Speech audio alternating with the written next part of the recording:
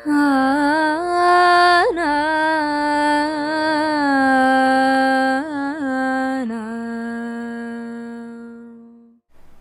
Guruvayur devotees ഓൺലൈനിലേക്ക് ഏവർക്കും സ്വാഗതം. സർവം കൃഷ്ണമയം. കൃഷ്ണായ വാസുദേവായ ദേവകീ നന്ദനായ ച നന്ദഗോപകുമാരായ ഗോവിന്ദായ നമോ നമഃ. ഇന്നലെ ജൂൺ മാസം 5-ാം തീയതി വ്യാഴാഴ്ചയായിരുന്നു. വ്യാഴാഴ്ച ആയതുകൊണ്ട് തന്നെ നല്ല തിരക്കുണ്ടായിരുന്നു കേട്ടോ ഇന്നലെ ക്ഷേത്രത്തിൽ. ഞങ്ങൾ ഏകദേശം ഒരു 4:30 കൂടിയിട്ടാണ് എത്തിയത്. അപ്പോൾ ഇന്നലെ ഉദയാസ്തമന പൂജ ഇല്ലാത്തതുകൊണ്ട് ശ്രീഭൂതബലി ആയിരുന്നു. അതുകൊണ്ട് തന്നെ ശീവേലി ഉണ്ടായിരുന്നില്ല. 4:30 നട തുറന്നതിന് ശേഷം ഭക്തരെങ്ങനെ അകത്തേക്ക് പ്രവേശിക്കുന്നുണ്ടായിരുന്നു. ഞങ്ങളുടെ പ്രാദേശികത്തിൻ്റെ ക്യൂ നിൽക്കുന്നുണ്ടായിരുന്നത് ആ പടിഞ്ഞാറ് ഭാഗവും കഴിഞ്ഞിട്ട് വടക്ക് ഭാഗത്തായിരുന്നു. കുറച്ചധികം നേരം നിന്നിട്ടാണ് കേട്ടോ അകത്തെ ക്യൂവിനുള്ളിലേക്ക് പ്രവേശിച്ചത്. പിന്നെ അവിടുന്ന് അങ്ങോട്ട് ക്യൂ മൂവ് ചെയ്യുന്നേ ഉണ്ടായിരുന്നില്ല. 5:30 വരെ ആ നിൽപ്പ് അങ്ങനെ നിൽക്കേണ്ടി വന്നു. 5:30-ക്ക് ശേഷമാണ് കൊടിമരത്തിൻ്റെ ചുവട്ടിലേക്ക് എത്തിയതും ആ ബലിക്കല്ല് ഇങ്ങനെ ചുറ്റിക്കൊണ്ട് അവിടെ നല്ല തിരക്കായിരുന്നു കേട്ടോ. ഒന്നുമല്ല, ഒരുപാട് ആളുകൾ ഇങ്ങനെ തിങ്ങിയിട്ടായിരുന്നു നിൽക്കുന്നുണ്ടായിരുന്നത്. അപ്പോൾ കുറച്ച് ബുദ്ധിമുട്ടിയിട്ടാണ് അങ്ങനെ വാതിൽമാടം കടന്നിട്ട് അകത്തേക്ക് പ്രവേശിച്ചത്. അങ്ങനെ അകത്തേക്ക് കയറിയ പാടയെ കണ്ടു മുകളിൽ ഇങ്ങനെ ധാരാളം നിറമാലകൾ ചാർത്തിയിട്ടുണ്ടായിരുന്നു. ആദ്യത്തെ ഒരു സെറ്റ് ഇങ്ങനെ താമരപ്പൂവിൻ്റെ ഇതൾ കൊണ്ട് മാത്രം കോർത്തിട്ടുള്ള നിറമാലകളായിരുന്നു. അടുത്ത സെറ്റ് തുളസി കൊണ്ട് മാത്രം കോർത്തിട്ടുള്ള നിറമാലകളായിരുന്നു കേട്ടോ. ഇന്നലെയും ഏകാന്തം തൊഴിലായിരുന്നു. അങ്ങനെ നമ്മുടെ പൊന്നുണ്ണിക്കണ്ണൻ ശ്രീലകത്ത് ഇന്നലെ നിൽക്കുന്നുണ്ടായിരുന്നത്. ആ പൊന്നോടക്കുഴയിൽ ഇങ്ങനെ നെഞ്ചോട് ചേർത്ത് വെച്ചിട്ട് 2 കാലും പിണച്ചുകൊണ്ട് നമ്മളിങ്ങനെ നോക്കി ചിരിക്കുകയായിരുന്നു കേട്ടോ സന്തോഷത്തോടെ. ഇതെൻ്റെ ഓടക്കുഴലാണ് എന്ന് നമ്മളെയൊക്കെ കാണിക്കാനായിട്ട് ഇങ്ങനെ നിൽക്കുകയാണ് കേട്ടോ ചിരിച്ചുകൊണ്ട്. നല്ല ഭംഗിയിൽ ഇങ്ങനെ ചാർത്തിയിട്ടുണ്ടായിരുന്നു അലങ്കാരം. നല്ല രസമായിരുന്നു കേട്ടോ കാണാനായിട്ട്. കാല് 2 ഇങ്ങനെ പിണച്ച് വെച്ചിട്ടുണ്ടെന്ന് പറഞ്ഞല്ലോ. പക്ഷെ കാൽത്തളകളൊന്നും എനിക്ക് കാണാനായിട്ട് സാധിച്ചില്ല കേട്ടോ. കാൽത്തളകൾ ഉണ്ടായിരുന്നെങ്കിൽ അകലയിൽ നിന്ന് തന്നെ നമുക്ക് ആ തിളക്കം ഇങ്ങനെ കാണാനായിട്ട് പറ്റുമായിരുന്നു. ഇന്നലെ അതിന് പകരമായിട്ട് ചുവന്ന പട്ടുകൊണ്ടുള്ള ഈ തള പോലെ തോന്നിക്കുന്ന ഒരു ഡിസൈനായിട്ടായിരുന്നു ചാർത്തിയിട്ടുണ്ടായിരുന്നത്. നല്ല ഭംഗിയിൽ ഇങ്ങനെ അരയിൽ കിങ്ങിണിയൊക്കെ കെട്ടിയിട്ടുണ്ട്, പട്ടുകോണകം ചുറ്റിയിട്ടുണ്ട്, 2 മാലകൾ അണിഞ്ഞിട്ടുണ്ട്, കൈവളകളും തോൾവളകളൊക്കെ അണിഞ്ഞിട്ടുണ്ട്. നന്നായി ചിരിച്ചുകൊണ്ട് നിൽക്കുന്ന ചെറിയൊരു മുഖമായിരുന്നു കേട്ടോ ഇന്നലെ നമ്മുടെ ഉണ്ണിക്ക്. അതുകൊണ്ട് തന്നെ കാതിൽ ഇങ്ങനെ വെച്ചിരിക്കുന്ന ആ കാതുപൂക്കൾ നല്ല വലിപ്പത്തിലായിരുന്നു തോന്നിക്കുന്നുണ്ടായിരുന്നത്. ചെറിയൊരു മുഖത്ത് കാതുപൂക്കൾ വെച്ചാൽ എങ്ങനെ ഇരിക്കും, നല്ല വലിപ്പം തോന്നില്ലേ, അങ്ങനെയായിരുന്നു ഉണ്ടായിരുന്നത് കേട്ടോ. അതുപോലെ നെറ്റിയിലൊരു സ്വർണ്ണ തിലകം ചാർത്തിയിട്ടുണ്ട്, കിരീടം ചൂടിയിട്ടുണ്ട് പൊന്നിൻ്റെ. അതിന് മുകളിലായിട്ട് 3 തിരുമുടി മാലകളാണ് ഇന്നലെ ഭഗവാൻ ഉണ്ടായിരുന്നത്. ഒരെണ്ണം മുഴുവനായിട്ടും നന്ദ്യാർ വട്ടപ്പൂക്കളിൽ കോർത്തിട്ടുള്ളതായിരുന്നു കേട്ടോ. നല്ല വെളുത്തിട്ടുള്ള തൂവെള്ള നിറത്തിലുള്ള തിരുമുടിമാലയായിരുന്നു. രണ്ടാമത്തേത് വെളുപ്പും പച്ചയും ഇടകലർന്നിട്ടായിരുന്നു. അതായത് നന്ദ്യാർ വട്ടപ്പൂക്കളും തുളസിയും ഇടകലർന്ന് കോർത്തിട്ടുള്ളതായിരുന്നു. മൂന്നാമത്തേത് മുഴുവനായിട്ടും തെച്ചിയിൽ കോർത്തിട്ടുള്ള ഒരു തിരുമുടിമാലയായിരുന്നു കേട്ടോ. ഇനി ഉണ്ടമാല 2 എണ്ണമാണ് ഭഗവാൻ ഉണ്ടായിരുന്നത്. ആദ്യത്തേത്, അതായത് ഭഗവാനോട് ഇങ്ങനെ അദ്ദേഹത്തോട് ഇങ്ങനെ ചേർന്ന് കിടക്കുന്നത് തെച്ചിയും തുളസിയും ഇടകലർന്ന് കോർത്തിട്ടുള്ളതായിരുന്നു. അതുപോലെ വേറൊരു ഉണ്ടമാല എന്ന് പറയുന്നത് വെളുപ്പും പച്ചയും, അതായത് നന്ദ്യാർ വട്ടപ്പൂക്കളും പച്ചയും ഇങ്ങനെ ഇടകലർന്നിട്ടാണ് അതിൻ്റെ മുകൾ ഭാഗം കോർത്തിരിക്കുന്നത്. താഴ്ഭാഗത്തേക്ക് എത്തുമ്പോൾ വെളുപ്പും ചുവപ്പും, അതായത് നന്ദ്യാർ വട്ടും തെച്ചിയും കൂടെ ഇടകലർന്ന് കോർത്തിട്ടുള്ള വേറൊരു ഉണ്ടമാല കൂടിയാണ് ഭഗവാൻ ഉണ്ടായിരുന്നത്. അപ്പോൾ ഈ 2 ഉണ്ടമാലകൾക്കിടയിൽ ഇങ്ങനെ നല്ല ഭംഗിയായിട്ട് പുഞ്ചിരി തൂക്കിക്കൊണ്ട് നിൽക്കുന്ന പൊന്നുണ്ണിക്കണ്ണനാണ് ഓടക്കുഴൽ ഇങ്ങനെ ദേഹത്തോട് ചേർത്ത് വെച്ചിട്ടുണ്ട്. അങ്ങനെ നിൽക്കുന്ന ഒരു ഭാവത്തിലാണ് ഇങ്ങനെ ഇന്നലെ ഉണ്ടായിരുന്നത്. അപ്പം നമുക്ക് എല്ലാവർക്കും ആ ഓടക്കുഴലാകാൻ പറ്റണേ, സാധിക്കണേ എന്ന് നമുക്കൊന്ന് പ്രാർത്ഥിക്കാം കേട്ടോ. ഉണ്ണിക്കണ്ണനെ കാണാനായിട്ട് വരുന്ന എല്ലാവരും, ഉണ്ണിക്കണ്ണനെ വിളിച്ച് അപേക്ഷിക്കുന്ന എല്ലാവരും, നിങ്ങളെല്ലാം എൻ്റേതാണ്, ഞാൻ നിങ്ങളെ ആർക്കും വിട്ടുകൊടുക്കില്ല എന്നുള്ള രീതിയിൽ നിങ്ങളെല്ലാം എൻ്റെ പൊന്നോടക്കുഴലാണ് എന്നുള്ള ആ സങ്കല്പത്തിലാണ് ഭഗവാൻ നമ്മളെയൊക്കെ ഇങ്ങനെ ചേർത്ത് പിടിച്ചിരിക്കുന്നത്. അപ്പം നമുക്ക് എല്ലാവർക്കും അങ്ങനെ ഭഗവാനിലേക്ക് അടുക്കാനായിട്ട് സാധിക്കട്ടെ അല്ലേ. അപ്പോൾ ആ പൊന്നുണ്ണിയുടെ മുഖം ഒന്ന് മനസ്സിൽ ഇങ്ങനെ ധ്യാനിച്ചുകൊണ്ട് നന്നായിട്ട് തൊഴുത് പ്രാർത്ഥിച്ചോളൂ കേട്ടോ. അങ്ങനെ ഓടക്കുഴലിൽ നെഞ്ചോട് ഇങ്ങനെ ചേർത്ത് വെച്ച് നിൽക്കുന്ന പൊന്നുണ്ണിക്കണ്ണനെ തൊഴുത് നമസ്കരിച്ചിട്ടാണ് ഞങ്ങൾ ഗണപതിയെ തൊഴാനായിട്ട് എത്തിയത്. ഗണപതി ഇന്നലെ ഒരു ചുവന്ന പട്ടിലെ നല്ല നിറയെ ഗോൾഡൻ ഇങ്ങനെ ഡിസൈനുകളുള്ള ഒരു ഉടയാടയായിരുന്നു അണിഞ്ഞിട്ടുണ്ടായിരുന്നത്. ഒരു മാല ചാർത്തിയിട്ടുണ്ടായിരുന്നു. അത് ഞാൻ മുൻപ് പറയാറുള്ള പോലത്തെ ആ പാലയ്ക്കമാല പോലെയാണ് തോന്നുക, പക്ഷേ കല്ലൊന്നും കാണുന്നുണ്ടായിരുന്നില്ല കേട്ടോ. അതിൻ്റെ പുറംഭാഗം എങ്ങനെയാണോ ആ രീതിയിലുള്ള ഒരു മാലയായിരുന്നു.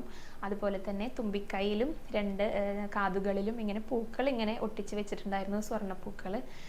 ചന്ദനം കൊണ്ടാണ് കിരീടം ചാർത്തിയിട്ടുണ്ടായിരുന്നത്. ആ കിരീടത്തിന് മുകളിലായിട്ട് ചുവന്ന പട്ടുകൊണ്ടും അതുപോലെ തന്നെ ഒരു വെളുത്ത നൂല് പോലെയുള്ള ഡിസൈനും കൂടെ ഉണ്ടായിരുന്നു കേട്ടോ. കദളിപ്പഴം ഇങ്ങനെ അടുത്ത് വെച്ച് കൊടുത്തിട്ടുണ്ട് കഴിക്കാനായിട്ട്. അങ്ങനെ ഇരിക്കുന്ന ഒരു ഗണപതി ഭഗവാനായിരുന്നു ഇന്നലെ ഉണ്ടായിരുന്നത്. അവിടെയും തൊഴുത് അങ്ങനെ തിരിഞ്ഞ് സരസ്വതി ദേവിയെ തൊഴുതു. നമ്മുടെ കുഞ്ഞീഷ്ണനെ തൊഴുതിട്ടാണ് ഇങ്ങനെ പ്രദക്ഷിണം വെച്ചുകൊണ്ട് ദശാവതാര തൂണുകളൊക്കെ ഒന്ന് തൊട്ട് തൊഴുത് നേരെ ഭഗവാന്റെ പിറകുവശത്തേക്ക് വന്നത്. അവിടെ ഭഗവാനെ ഒന്നും കൂടെ തൊഴുത് നമസ്കരിച്ചതിന് ശേഷം തിരിഞ്ഞ് വൈകുണ്ഠ നാരായണനെ തൊഴുതു. അവിടെ ഇന്നലെ ആ വൈകുണ്ഠ നാരായണന് മുകളിലായി ലക്ഷ്മി ദേവിയുടെ കഴുത്തിലും നാരായണനും അതുപോലെ തന്നെ ഭൂമി ദേവിയുടെ കഴുത്തിലും ബ്രഹ്മാവിനും കൂടിയായിട്ട് എല്ലാം താമരയുടെ ഇതൾ കൊണ്ടുള്ള മാലയായിരുന്നു കേട്ടോ. മുഴുവൻ താമരമയമായിരുന്നു ഇന്നലെ അവിടെ. പുറത്തേക്ക് ഇങ്ങോട്ട് വന്നു കഴിഞ്ഞാൽ തുളസി കൊണ്ടുള്ള നിറമാലകൾ ഉണ്ടായിരുന്നു, പക്ഷെ ഉള്ളിലെ മൊത്തം താമരപ്പൂ കൊണ്ടായിരുന്നു കേട്ടോ ഇന്നലെ മാല ചാർത്തിയിട്ടുണ്ടായിരുന്നത്. അതുപോലെ തന്നെ വേറൊരു സന്തോഷമുള്ള കാര്യം എന്തായിരുന്നു എന്ന് വെച്ചാൽ ഇന്നലെ കുറച്ച് ലേറ്റ് ആയിട്ടായിരുന്നല്ലോ അകത്തേക്ക് കയറിയത്. അതുകൊണ്ട് തന്നെ അവിടെ വിളക്ക് തെളിയിക്കുന്ന ആ ഒരു സമയമായിരുന്നു. ആ അനന്തശയനത്തിന് ഇരുവശങ്ങളിലുള്ള ചെറിയ 2 ദീപസ്തംഭങ്ങളുണ്ട്, അതിൽ വിളക്ക് കൊളുത്താനായിട്ട് സാധിച്ചു. മുൻപത്തെ ദിവസം കഴിഞ്ഞിരുന്നു കേട്ടോ. ഇങ്ങനെ ലേറ്റ് ആവുന്ന സമയങ്ങളിൽ മാത്രമേ അങ്ങനത്തെ സാധിക്കാറുള്ളൂ. അപ്പോൾ അതും സന്തോഷം തരുന്ന ഒരു കാര്യമായിരുന്നു കേട്ടോ. അങ്ങനെ അവിടെ വിളക്കൊക്കെ തെളിയിച്ച് തൊഴുതിട്ടാണ് ബാക്കിയുള്ള ദശാവതാര തൂണുകളിലേക്ക് എത്തിയത്. അവിടെ 9ാമത്തെ തൂണിൽ നമ്മുടെ ശ്രീകൃഷ്ണ ഭഗവാൻ ഇരിക്കുന്നുണ്ടായിരുന്നു. 3 മാലകൾ അണിഞ്ഞിട്ടുണ്ടായിരുന്നു കേട്ടോ ഇന്നലെ. ആരാണ് ചാർത്തിയത് എന്നറിയില്ല, അവരുടെയൊക്കെ പ്രാർത്ഥന ഭഗവാൻ കേൾക്കട്ടെ. തുളസി മാലകൾ ചാർത്തിയിട്ടുണ്ടായിരുന്നു. അത് കൂടാതെ നാമമാല ഉണ്ടായിരുന്നു കേട്ടോ ഇന്നലെ. അവിടെ അങ്ങനെ തൊഴുതിട്ട് മുരുകനെ തൊഴുതു, ആഞ്ജനേയനെ തൊഴുതു. അവിടെയും ഇന്നലെ നാമമാലകൾ ഉണ്ടായിരുന്നു. എന്താണ് അതിൽ എഴുതിയിരിക്കുന്നതെന്ന് മനസ്സിലായിട്ടുണ്ടായിരുന്നില്ല കേട്ടോ. നല്ല രസത്തിൽ എഴുതിയിട്ടുണ്ട്, പക്ഷെ മനസ്സിലാവുന്നുണ്ടായിരുന്നില്ല. മലയാളം തന്നെയാണെന്ന് തോന്നുന്നു. അവിടെ തൊഴുത് അങ്ങനെ രാധാകൃഷ്ണന്മാരെ തൊഴുതു. കാളിയമർദ്ദനത്തിൻ്റെ ആ തൂണും കൂടെ തൊഴുതിട്ടാണ് വടക്ക് ഭാഗത്തെത്തി നമ്മുടെ താമരക്കണ്ണനെ തൊഴുതു. അത് കഴിഞ്ഞ് പിന്നെയും പടിഞ്ഞാറ് ഭാഗത്തെത്തി തൊഴുത് നമസ്കരിച്ച് നരസിംഹമൂർത്തിയെയും കണ്ട് തൊഴുതിട്ടാണ് ഞങ്ങൾ അങ്ങനെ നാലമ്പലത്തിനകത്ത് നിന്ന് ചുറ്റമ്പലത്തിലേക്ക് ഇറങ്ങിയത്. അവിടെ നിന്ന് നേരെ ഭഗവതിയമ്മയെ തൊഴാനായിട്ടാണ് പോയിട്ടുണ്ടായിരുന്നത്. ഇന്നലെ ഭഗവതിയമ്മയ്ക്ക് ഒരു സ്പെഷ്യൽ അലങ്കാരമായിരുന്നു കേട്ടോ. മുൻപൊരു ദിവസം ഇതുപോലെ ഉണ്ടായിരുന്നു. ഇങ്ങനെ നല്ല ഭംഗിയുള്ള മഞ്ഞ പട്ടുടയാടെ ഒരു പാവാട പോലെയാണ് ഉണ്ടായിരുന്നത്. അതിനരികിലായിട്ട് ഇങ്ങനെ സ്വർണ്ണ കസവുകളുണ്ട്. അതിന് മുകളിലായിട്ട് ഈ മഞ്ഞ കളറിൽ തന്നെ ഒരു നെറ്റ് പോലത്തെ ഒരു ആവരണം കൂടെ ഉണ്ടായിരുന്നു കേട്ടോ. അതിനു മുകളിലെ ഈ കിങ്ങിണി പോലെയാണ്, പക്ഷെ വെള്ള കല്ലുകൾ ഇങ്ങനെ പതിപ്പിച്ചിട്ട് ഇങ്ങനെ നിറയെ ഇങ്ങനെ അലുക്കുകൾ പോലെ ഇങ്ങനെ കിടക്കുന്നുണ്ടായിരുന്നു. അപ്പോൾ നല്ല രസമായിരുന്നു കേട്ടോ അരയിൽ ഇങ്ങനെ കാണാനായിട്ട്. പിന്നെ നെഞ്ചിൽ മാറിൽ ഇങ്ങനെ ഒരു ചുവന്ന പട്ടുകൊണ്ട് ഒരു കച്ച പോലെ കെട്ടിയിട്ടുണ്ട്. ഏകദേശം ഒരു 10-13 വയസ്സിൻ്റെ ഉള്ളിലുണ്ടായിരിക്കും കേട്ടോ. ചിരിച്ചുകൊണ്ട് ഇങ്ങനെ നിൽക്കുന്ന ഒരു ഭഗവതിയമ്മയായിട്ടായിരുന്നു ഇരിക്കുന്നുണ്ടായിരുന്നു. നല്ല രസം കാണാനായിട്ട് കേട്ടോ. അതുപോലെ തന്നെ കാതുപൂക്കൾ ചാർത്തിയിട്ടുണ്ട്. കാതുകളിൽ പിന്നെയും ഇങ്ങനെ വെളുപ്പും ചുവപ്പൊക്കെ കല്ലുകൊണ്ടുള്ള വേറെയും അലങ്കാരങ്ങളുണ്ട് കേട്ടോ. നല്ലൊരു പൊട്ട് വെച്ചിട്ടുണ്ട്. കിരീടം ചാർത്തിയിരിക്കുന്നതും ചന്ദനം കൊണ്ടാണ്. അതിനു മുകളിലും ഈ വെളുപ്പും അതുപോലെ തന്നെ പട്ടും പോലെയുള്ള ചുവന്ന പട്ടും കൊണ്ടുള്ള ഡിസൈനുകൾ ഉണ്ടായിരുന്നു. അതിനു മുകളിലായിട്ട് ഒരു താമരപ്പൂവ് കുറച്ച് അകലെയായിട്ട് ഉയർന്നിട്ട് താമരപ്പൂവ് ഇങ്ങനെ വിടർത്തിയിട്ട് വെച്ചിട്ടുണ്ടായിരുന്നു കേട്ടോ. അങ്ങനെ നല്ല രസമായിട്ട് നിൽക്കുന്ന ഒരു ചെറിയൊരു പാവാടക്കാരി എന്നൊക്കെ പറയില്ലേ, അങ്ങനെ പറയാൻ പാടുണ്ടോ എന്നൊക്കെ അറിയില്ല. ഭഗവതിയമ്മേനെ ഇഷ്ടം കൊണ്ട് പറയുന്നതാണ് കേട്ടോ. അങ്ങനെ നല്ല രസത്തിൽ ഇങ്ങനെ ഒരുങ്ങി നിൽക്കുന്ന ഒരു കുഞ്ഞുണ്ണീന്ന് ഇങ്ങനെ നമുക്കിങ്ങനെ പറയാമെങ്കിലും കൂടെ ഞാൻ പറഞ്ഞല്ലോ ഒരു 10 വയസ്സുകാരി അങ്ങനെ നിൽക്കുന്ന ഒരു ഭഗവതിയമ്മയായിരുന്നു ഇന്നലെ ഉണ്ടായിരുന്നത്. അവിടെയും ഭഗവതിയമ്മേനെ നന്നായി തൊഴുതിട്ടാണ് അങ്ങനെ പുറകു വശത്തെത്തി മമ്മയൂരപ്പനെ തൊഴുതു. പ്രദക്ഷിണം ഇങ്ങനെ വെച്ചുകൊണ്ട് കൊടിമരത്തിന് ചുവട്ടിലെത്തി കേട്ടോ. അവിടെ നമ്മുടെ പൊന്നു ഗുരുവായൂരപ്പൻ്റെ ആ വിളക്കൊന്ന് കണ്ടു തൊഴുത് നമസ്കരിച്ച് നരസിംഹമൂർത്തിയുടെ ആ ഫോട്ടോയിലും കണ്ടു തൊഴുതിട്ടാണ് അങ്ങനെ കൂത്തമ്പലത്തിന് മുന്നിലേക്ക് എത്തിയത്. ആ വിളക്ക് കണ്ടു തൊഴുത് അയ്യപ്പനരികിലേക്ക് എത്തി. അയ്യപ്പനും ഇന്നലെ ഒരു സ്പെഷ്യൽ അലങ്കാരമായിട്ടാണ് കേട്ടോ തോന്നിയത്. ഒരു വെള്ള ഉടയാടയ്ക്ക് മുകളിലായിട്ട് നീല ഒരു കസവ് കൊണ്ട് ഇങ്ങനെ അരയിൽ ചുറ്റിയിട്ടുണ്ട്. കയ്യിലൊരു ഓടക്കുഴൽ പിടിച്ചിട്ടുണ്ട് കേട്ടോ. നല്ല രസമായിരുന്നു കാണാനായിട്ട്. 2 മാലകൾ ചാർത്തിയിട്ടുണ്ട്. അവച്ച മാങ്ങാമാലയും വേറൊരു സ്വർണ്ണമാലയും ചാർത്തിയിട്ടുണ്ട്. അത് കൂടാതെ ഒരു ചുവന്ന കളറിൽ ഒരു പട്ട് പോലെ വേറൊരു മാല പോലെ ഇങ്ങനെ വെച്ചിട്ടുണ്ടായിരുന്നു കേട്ടോ. കിരീടത്തിന് മുകളിലായിട്ട് മയിൽപ്പീലി ഉണ്ടായിരുന്നു. അതുകൊണ്ട് ശരിക്കും ഉണ്ണിക്കണ്ണനെ ഓർമ്മിപ്പിക്കുന്ന ആ രീതിയിലുള്ള ഒരു അലങ്കാരമായിരുന്നു അയ്യപ്പനും ഉണ്ടായിരുന്നു. നല്ല രസമായിരുന്നു കാണാനായിട്ട് കേട്ടോ. അങ്ങനെ അയ്യപ്പനെയും കണ്ടു തൊഴുത് നമസ്കരിച്ച് അവിടെ നിന്ന് നേരെ പടിഞ്ഞാറ് ഭാഗത്തെത്തി ആ ദീപസ്തംഭത്തിന് മുകളിലുള്ള പൊന്നുണ്ണിക്കണ്ണനെ കണ്ടു തൊഴുത് പ്രദക്ഷിണം വെച്ചുകൊണ്ട് കൊടിമരത്തിന് ചുവട്ടിലെത്തി നന്നായി പ്രാർത്ഥിച്ചിട്ടാണ് അവിടെ നിന്ന് അങ്ങനെ ഞങ്ങൾ ഭഗവതിക്കെട്ടിലൂടെ പുറത്തേക്ക് ഇറങ്ങിയത്. കഴിഞ്ഞ ദിവസം ഞാൻ നിങ്ങളുടെ അടുത്ത് ഒരു കഥ പറയാമെന്ന് പറഞ്ഞിട്ടുണ്ടായിരുന്നു. അതായത് നാലമ്പലത്തിനകത്തുള്ള ഒരു ചുമർ ചിത്രത്തിൻ്റെ വളരെ പ്രസിദ്ധമായിട്ടുള്ള ഒരു ചുമർ ചിത്രമാണ് നിങ്ങൾക്ക് എല്ലാവർക്കും ഏറെ സുപരിചിതമായിട്ടുള്ള ആ ശ്രീകോവിലിൻ്റെ വടക്കു ഭാഗത്ത് കാണുന്ന ചുമരിലെ വലത്തേ അറ്റത്തുള്ള നമ്മുടെ സ്വന്തം താമരക്കണ്ണൻ്റെ കഥയാണ് കേട്ടോ ഇന്ന് പറയാനായിട്ട് പോകുന്നത്. കുറേ പേർക്കൊക്കെ അറിയാവുന്ന കഥയായിരിക്കും താമരക്കണ്ണൻ്റെ. മുൻപും നമ്മുടെ ചാനലിൽ പറഞ്ഞിട്ടുണ്ട്, ഞാൻ തന്നെ ഒരിക്കൽ പറഞ്ഞിട്ടുണ്ടായിരുന്നു. വില്വമംഗലം സ്വാമിയാർക്ക് ഭഗവാൻ ഇങ്ങനെ ദർശനം കൊടുത്തുകൊണ്ടിരിക്കുക. അതായത് വില്വമംഗലം എങ്ങനെയൊക്കെയാണോ ഏതൊക്കെ രൂപത്തിലാണോ ഭഗവാനെ സ്തുതിച്ച് പാടുന്നത് ആ രൂപത്തിലെല്ലാം ഭഗവാൻ ഇങ്ങനെ ദർശനം കൊടുത്തുകൊണ്ടിരിക്കുകയായിരുന്നു. അങ്ങനെ ഇരിക്കുകയാണ് താമരക്കണ്ണൻ്റെ രൂപത്തിൽ ഭഗവാനെ ഇങ്ങനെ സ്തുതിച്ചു പാടുന്നത്. അപ്പോൾ ഭഗവാൻ താമരക്കണ്ണനായിട്ട് വരുന്നതും അതേ സമയത്താണ് മേൽശാന്തി നട തുറക്കാനായിട്ട് വരുന്നത്. അപ്പോൾ അതിനു മുന്നേ അകത്തേക്ക് കയറണമല്ലോ എന്നുള്ള ആ ധൃതിയിൽ ആ വടക്ക് ഭാഗത്തുള്ള ചുമരിലൂടെ അകത്ത് കയറിയെന്നാണ് കഥ പറയുന്നത്. അതിനാസ്പദമാക്കിയിട്ടായിരുന്നു ഒരു ചുമർ ചിത്രം, താമരക്കണ്ണൻ്റെ ചിത്രം ആ ഭാഗത്ത് വരച്ചിട്ടുണ്ടായിരുന്നത്. അപ്പോൾ ഭക്തർക്കെല്ലാം അവിടെ പോയിട്ട് കാണാനുള്ള ആ ബുദ്ധിമുട്ട് കാരണമാണ് ഇപ്പോൾ ആ വടക്ക് ഭാഗത്തുള്ള ചുമരിൻ്റെ വലത്തേ അറ്റത്തേക്ക് അത് നീക്കി വരച്ചിട്ടുള്ളത്, ഭക്തർക്ക് നന്നായി കാണാനായിട്ട് സാധിക്കുന്ന ആ ഒരു രീതിയിൽ. അപ്പോൾ ഈ കഥ എല്ലാവർക്കും അറിയാം. ഇനി ഇതിനുള്ളിൽ തന്നെ വേറെ ഒരു കഥയും കൂടിയുണ്ട്. അതെന്താണെന്നാട്ടോ നമ്മൾ പറയാൻ പോകുന്നത്. ആ ചിത്രം കണ്ടു കഴിഞ്ഞാൽ നിങ്ങൾ ശ്രദ്ധിച്ചിട്ടുണ്ടോയെന്നറിയില്ല, ആ കടമ്പ് വൃക്ഷത്തിൻ്റെ താഴെയായിട്ട് വലിയൊരു താമരയിൽ നമ്മുടെ കണ്ണൻ ഇങ്ങനെ ഇരിക്കുകയാണ്. ഒരു കയ്യിൽ, ഇടത്തെ കയ്യിൽ അമൃതും വലത് കയ്യിൽ വെണ്ണയായിട്ടാണ് ഇരിക്കുന്നത്. പിന്നെ അതിന് ആ സൈഡ് 2 പുറകുവശങ്ങളിലായിട്ട് ഇങ്ങനെ വെളുത്ത മുത്തുകൾ പോലെ ഇങ്ങനെ കൊഴിയുന്ന ഒരു ഭാഗം കൂടി ഉണ്ട്. അതും കണ്ടു കാണുമെന്ന് വിചാരിക്കുന്നു കേട്ടോ. ആ മുത്തുകൾ അവിടെ എങ്ങനെയാണ് വന്നത്, അതിനെ ആസ്പദമാക്കിയിട്ടുള്ള കഥയാണ് കേട്ടോ ഇവിടെ പറയാനായിട്ട് പോകുന്നത്. നമ്മുടെ താമരക്കണ്ണൻ എന്നുള്ള പേരുള്ളതായിട്ട് നമുക്കറിയാം. അപ്പോൾ ഈ മുത്തുകൾ കൂടെ ബന്ധപ്പെടുത്തിയിട്ട് മുത്തുകൃഷ്ണൻ എന്നൊരു പേര് കൂടെ ഉണ്ട് കേട്ടോ. പഴമക്കാർ പറഞ്ഞ് കേട്ടിട്ടുള്ളതാണ്, പണ്ട് അങ്ങനെ ഒരു പേരുണ്ടായിരുന്നു. ഇതൊരു അമ്മയാണ് കേട്ടോ പറഞ്ഞു തന്നത് ഈ കഥ. അപ്പോൾ അമ്മയ്ക്കും കൂടെ വേണ്ടിയിട്ടാണ് ഞാൻ ഈ കഥ സമർപ്പിക്കുന്നത്. നല്ല രസമായിട്ടുള്ളൊരു കഥയാണ് കേട്ടോ. അപ്പോൾ നമുക്ക് കഥയിലേക്ക് കടക്കാം. ഈ കഥ നടക്കുന്നത് അമ്പാടിയിലാണ് കേട്ടോ. നമ്മുടെ പൊന്നുണ്ണിക്കണ്ണൻ്റെ ഗൃഹത്തിലെ യശോദാമ്മ ഉണ്ണിക്കണ്ണനൊക്കെ ഇരുന്ന്, കുറച്ച് ചെറിയ കുട്ടിയാണ് കേട്ടോ, നന്നേ ചെറിയ കുട്ടിയാണ്, ഇങ്ങനെ ഇരുന്ന് കളിക്കുകയാണ്. അപ്പോൾ നന്ദഗോപുരം അടുത്തുണ്ട്. അങ്ങനെ നന്ദഗോപരെ കാണാനായിട്ട് ഒരാൾ ഇങ്ങനെ അവരുടെ വീട്ടിലേക്ക്, അവരുടെ ഗൃഹത്തിലേക്ക് വരികയാണ്. വേറെ ആരുമല്ല കേട്ടോ, നമ്മുടെ രാധാദേവിയുടെ അച്ഛനായിട്ടുള്ള ഋഷഭാനു ആണ് കാണാനായിട്ട് വരുന്നത്. അപ്പോൾ നന്ദഗോപുരം അവിടുത്തെ രാജാവാണല്ലോ. അപ്പോൾ ഋഷഭാനു നമ്മുടെ രാജാവിനെ കാണാനായിട്ട് പോകുമ്പോൾ എന്തെങ്കിലുമൊക്കെ കൊണ്ടുപോകാറുണ്ട് സമ്മാനങ്ങളായിട്ട്. അതുപോലെ ചെറിയ കുട്ടികളൊക്കെ ഉള്ള വീട്ടിലേക്ക് പോകുമ്പോൾ എന്തെങ്കിലുമൊക്കെ നമ്മൾ വാങ്ങിക്കൊണ്ടു പോകാറില്ലേ. അതുപോലെ ഋഷഭാനു വരുമ്പോൾ ഒരു കിഴിയിൽ ഇങ്ങനെ നാഴി നന്മുത്താണ് കൊണ്ടുവരുന്നത് കേട്ടോ ഇവരെ കാണാനായിട്ട് വരുന്ന സമയത്ത്. അപ്പം അദ്ദേഹം അത് കൊണ്ടുവന്ന് നന്ദഗോപുരക്ക് കൊടുത്തു. നന്ദഗോപുരുടെ ഒരു സുഹൃത്തു കൂടിയാണ് കേട്ടോ ഋഷഭാനു എന്ന് പറയുന്നത്. അങ്ങനെ കുറച്ച് നേരമൊക്കെ ഇരുന്ന് സംസാരിച്ചു. ഗംഭീര സ്വീകരണമൊക്കെയാണ് അദ്ദേഹത്തിന് കൊടുത്തത്. അങ്ങനെ കുശലാന്വേഷണങ്ങളൊക്കെ കഴിഞ്ഞിട്ട് ഇദ്ദേഹം ഇങ്ങനെ തിരിച്ചു പോയി. ആ സമയത്ത് നന്ദഗോപുരം വന്ന് ഈ നാഴി നന്മുത്ത് എടുത്തിട്ട് ഇങ്ങനെ ഭദ്രമായിട്ട് അലമാരയിൽ എടുത്ത് വെക്കുക. അപ്പോൾ ഈ സമയത്താണ് നമ്മുടെ കണ്ണൻ ഇങ്ങനെ വന്നത്.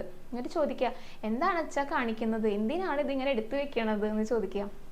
അപ്പോൾ നന്ദഗോപുരം പറഞ്ഞു, കണ്ണാ, നമ്മളെ കാണാനായിട്ട് ഋഷഭാനു വരുന്ന സമയത്ത് കൊണ്ടുവന്ന് തന്നതല്ലേ ഇത്. അപ്പോൾ തിരികെ നമ്മളെപ്പോഴെങ്കിലും അദ്ദേഹത്തിൻ്റെ ഗൃഹം സന്ദർശിക്കാനായിട്ട് പോകുന്ന സമയത്ത് ഇതുപോലെ ഇതിനിരട്ടിയായിട്ട് കൊണ്ടുപോകണം എന്നാണ് പറയുക. പക്ഷെ നമ്മുടെ കയ്യിൽ അത്ര അധികം പണമൊന്നും ഇല്ലല്ലോ. അതുകൊണ്ട് ഈ കൊണ്ടുവന്നതെങ്കിലും നമുക്ക് തിരിച്ചു കൊടുക്കണ്ടേ. അതിന് വേണ്ടിയിട്ടാണ് അച്ഛനെ ഇവിടെ എടുത്തു വെക്കുന്നത്. നമ്മൾ ഋഷഭാനുവിൻ്റെ അത്ര സമ്പത്തുള്ള ആളുകളൊന്നും അല്ലല്ലോ. അതുകൊണ്ട് എന്തെങ്കിലും കൊണ്ടുവന്നാൽ അതെങ്കിലും നമ്മൾ മടക്കി കൊടുക്കണ്ടേ. അതല്ലേ അതിൻ്റെ ഒരു സമ്പ്രദായം, ഒരു മര്യാദ. അതുകൊണ്ടാണ് അച്ഛനെ ഇവിടെ എടുത്തു വെക്കുന്നതെന്ന് പറയാം. കാര്യം നമ്മുടെ നന്ദഗോപുര രാജാവൊക്കെ ആണെങ്കിലും കൂടെ ഋഷഭാനു ആയിരുന്നു കേട്ടോ കൂടുതൽ സമ്പത്തൊക്കെ ഉണ്ടായിരുന്ന ആള്. രാജാവിനേക്കാളും സമ്പത്തുള്ളവരുണ്ടായിരിക്കുമല്ലോ, അത് സാധാരണമാണ് എപ്പോഴും. ഇപ്പോൾ നന്ദഗോപുരക്ക് 10,000 പശുക്കൾ ഉണ്ടെങ്കിൽ ഋഷഭാനുവിന് 1,00,000 പശുക്കളുണ്ട്. അത്രയും വലിയ സമ്പന്നനാണെന്നാണ് കേട്ടോ പറയാറുള്ളത്. അപ്പോൾ ഉണ്ണിക്കണ്ണനോട് പറയുകയാണ് നന്ദഗോപുരെ, ഇത് നമുക്കിവിടെ എടുത്തു വെക്കാം, എന്നിട്ട് ഇനി ഒരിക്കൽ ഋഷഭാനുവിൻ്റെ ഗൃഹത്തിലേക്ക് പോകുന്ന സമയത്ത് നമുക്കിത് കൊണ്ടുപോയി കൊടുക്കാമെന്ന് പറയാം. അപ്പോൾ നമ്മുടെ ഉണ്ണിക്കണ്ണൻ എന്താ ചെയ്തതെന്നറിയോ, ആ നാഴി നന്മുത്ത് അങ്ങനെ എടുത്ത് കൊണ്ടുപോയിട്ട് ഓടിച്ചെന്ന് മുറ്റത്തേക്ക് വലിച്ചെറിഞ്ഞു. എന്താ ഉണ്ടായേ, മുത്തുകളെല്ലാം ഇങ്ങനെ മുറ്റം നിറയെ ഇങ്ങനെ ചിതറിയാക്കി എടുക്കണു.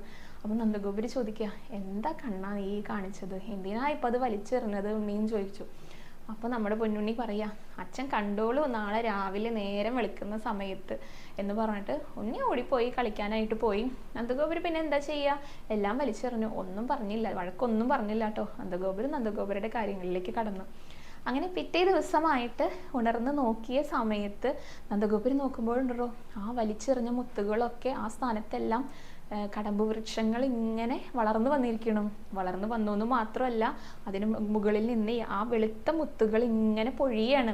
അപ്പോൾ നമ്മുടെ കണ്ണൻ വന്നിട്ട് പറയാ, കണ്ടില്ലേ അച്ഛാ, ഇപ്പോൾ അദ്ദേഹം കൊണ്ടുവന്ന പോലെ നാഴി മുത്തൊന്നും അല്ല കിടക്കുന്നേ, അത് 4 ഇരട്ടി നമുക്ക് അദ്ദേഹത്തിന് തിരിച്ചു കൊടുക്കാനായിട്ട് സാധിക്കും. ഇതെല്ലാം ശേഖരിച്ച് നമ്മൾ പോകുന്ന സമയത്ത് അദ്ദേഹത്തിന് തിരിച്ചു കൊടുക്കാന്ന് പറയാണ് നമ്മുടെ പൊന്നുണ്ണിക്കണ്ണൻ. അപ്പോൾ ഇതാണ് കഥ പറയുന്നത്. ഈ കഥയും കൂടെ ഉൾപ്പെടുത്തിയിട്ടുള്ള ഒരു ചുമർ ചിത്രമാണ് നമ്മളവിടെ കാണുന്നത് കേട്ടോ. അതായത് ഈ കടമ്പ് വൃക്ഷത്തിന് താഴെയായിട്ട് ഭഗവാൻ ഇങ്ങനെ താമരയിൽ ഒരു കയ്യിൽ അമൃതും മറു കയ്യിൽ വെണ്ണയുമായിട്ട് ഇങ്ങനെ ഇരിക്കുന്ന ആ ഒരു ചിത്രമാണ്. ഈ നന്മുത്തുകൾ ആ കടമ്പ് വൃക്ഷത്തിന് മുകളിൽ നിന്ന് ഇങ്ങനെ മഴ പോലെ പെയ്യുന്ന അത്രയും ഭംഗിയിലാണ് വരച്ചു വെച്ചിരിക്കുന്നത്. ഈ കഥയെ ആസ്പദമാക്കിയിട്ടാണ് ആ ചിത്രം വരച്ചിട്ടുള്ളത് കേട്ടോ. പിന്നെ ഈ ചുമർ ചിത്രത്തിൻ്റെ വേറൊരു പ്രത്യേകത എന്ന് പറഞ്ഞാൽ നമ്മൾ എന്ത് പോയിട്ട് അവിടെ നിന്ന് പ്രാർത്ഥിച്ചാലും അത് ഭഗവാൻ സാധിച്ചു തരുന്നതാണ് പറയുക. അതായത് ഒരു കയ്യിൽ നേരത്തെ ഞാൻ പറഞ്ഞല്ലോ അമൃതമുണ്ട്, മറു കയ്യിൽ വെണ്ണയുണ്ട്. ഈ വെണ്ണ ഇങ്ങനെ കഴിക്കണു, അമൃത് കുടിക്കണു, വെണ്ണ ഇങ്ങനെ കഴിക്കണു, അമൃത് കുടിക്കണു. ഇത് ഇങ്ങനെ തുടർന്നുകൊണ്ടിരിക്കുക. ഭഗവാൻ ഏറ്റവും ഇഷ്ടമുള്ള കാര്യമല്ലേ ഈ ചെയ്തുകൊണ്ടിരിക്കുന്നത്. അപ്പോൾ ഈ കഴിക്കുന്നതിനനുസരിച്ച് ഈ വെണ്ണ ഇങ്ങനെ വന്നുകൊണ്ടിരിക്കുകയാണ് കേട്ടോ, നിറഞ്ഞുകൊണ്ടിരിക്കുക. അതിങ്ങനെ അനുസ്യൂതം ഇങ്ങനെ വന്നുകൊണ്ടിരിക്കുക. അപ്പം ഭക്തരിങ്ങനെ അടുത്ത് വന്നിട്ട് എന്തെങ്കിലും പ്രാർത്ഥനകൾ പറയുകയാണെങ്കിൽ ഭഗവാൻ എന്താ തഥാസ്തു, നടക്കട്ടെ, വേഗം നടക്കട്ടെ. അതുപോലെ എന്തെങ്കിലും ആവശ്യങ്ങളൊക്കെ സാധിക്കാനുണ്ടെങ്കിൽ എന്ന് പറഞ്ഞിട്ട് എല്ലാം നടത്തി കൊടുക്കുക. കാരണം എന്നാലേ വേഗം ഇത് കഴിക്കാനായിട്ട് സാധിക്കുള്ളൂ. കാരണം അത്രയും സന്തോഷത്തോടെ ഇഷ്ടത്തോടെയാണ് കേട്ടോ ഇത് കഴിച്ചുകൊണ്ടിരിക്കുന്നത്. അപ്പോൾ ഇവിടെ താമരക്കണ്ണനെ വന്ന് പ്രാർത്ഥിക്കുകയാണെങ്കിൽ നമ്മുടെ ആഗ്രഹങ്ങളൊക്കെ ഭഗവാൻ ഇങ്ങനെ നടത്തി തരും എന്നുള്ളൊരു വിശ്വാസം കൂടി ഉണ്ട് കേട്ടോ. പിന്നെ വേറൊരു കാര്യം, ഈ ചിത്രത്തിന് നേരെ ഓപ്പോസിറ്റ് ആയിട്ട് ആ രാധാകൃഷ്ണന്മാരുടെ തൂണുണ്ടല്ലോ, അതിൻ്റെ അടുത്തായിട്ട് വേറൊരു തൂണും കൂടെ ഉണ്ട്. അവിടെയും ഈ താമരക്കണ്ണൻ്റെ രൂപം ഇങ്ങനെ കൊത്തിവെച്ചിട്ടുണ്ട് കേട്ടോ.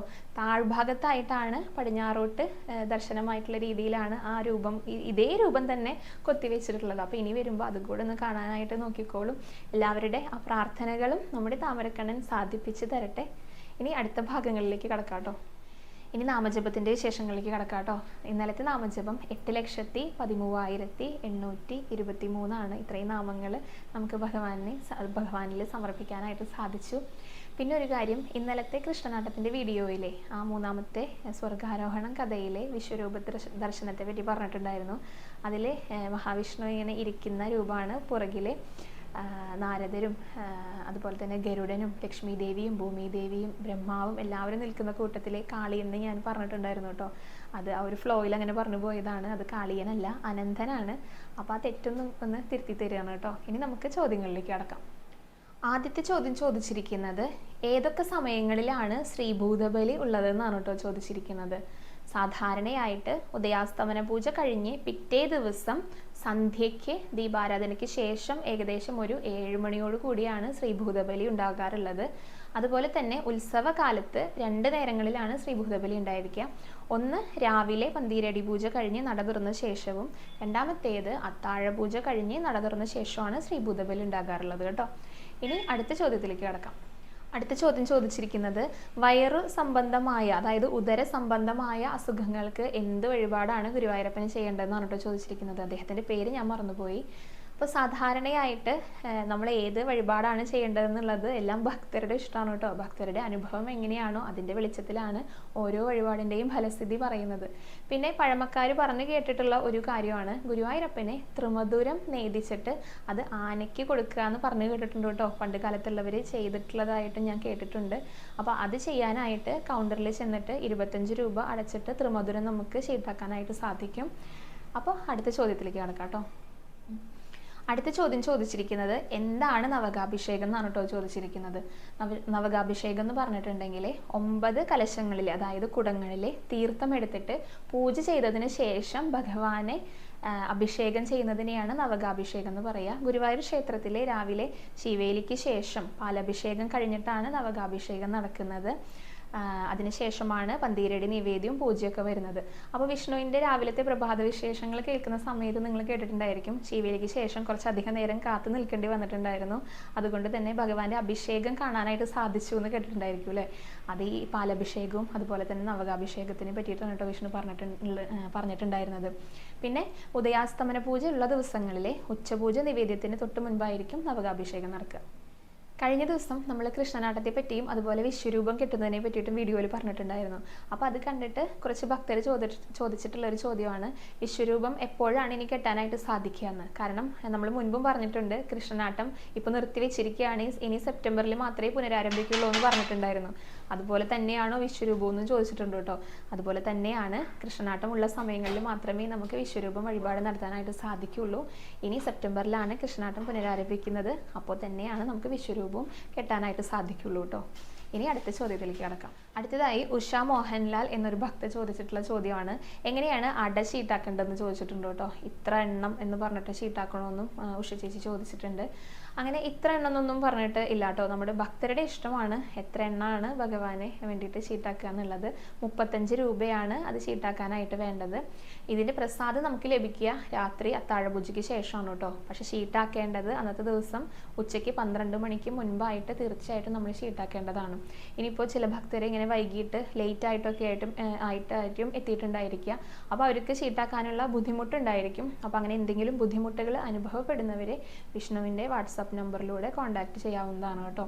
ചില സമയത്ത് വിളിച്ചാൽ കിട്ടാറില്ല. അപ്പോൾ ഒന്നുകിൽ അമ്പലത്തിലായിരിക്കും അല്ലെങ്കിൽ ഷൂട്ടിലൊക്കെ ആയിരിക്കും. അപ്പോൾ വാട്സാപ്പിലൂടെ മെസ്സേജുകളായിട്ട് ചോദിച്ചോളൂ കേട്ടോ. വിഷ്ണുവിൻ്റെ വാട്സാപ്പ് നമ്പർ 9846937939 ആണ്. ഇപ്പോൾ 2 ദിവസമായിട്ട് കഥകൾ പറയുന്നത് കൊണ്ട് കുറച്ച് ചോദ്യങ്ങൾ മാത്രമേ എടുത്തിട്ടുള്ളൂ കേട്ടോ. കുറേ ചോദ്യങ്ങൾ ഇങ്ങനെ വന്ന് കിടക്കുന്നുണ്ട്. അപ്പോൾ വരുന്ന ദിവസങ്ങളിലെല്ലാം ചോദ്യങ്ങളും ഉത്തരങ്ങളൊക്കെ ആയിട്ട് വരാം കേട്ടോ. അപ്പോൾ ഇന്നത്തെ തൊഴുത വിശേഷങ്ങളൊക്കെ ആയിട്ട് നാളെ കാണാം. ഹരേ കൃഷ്ണ, ഹരേ ഗുരുവായൂരപ്പ.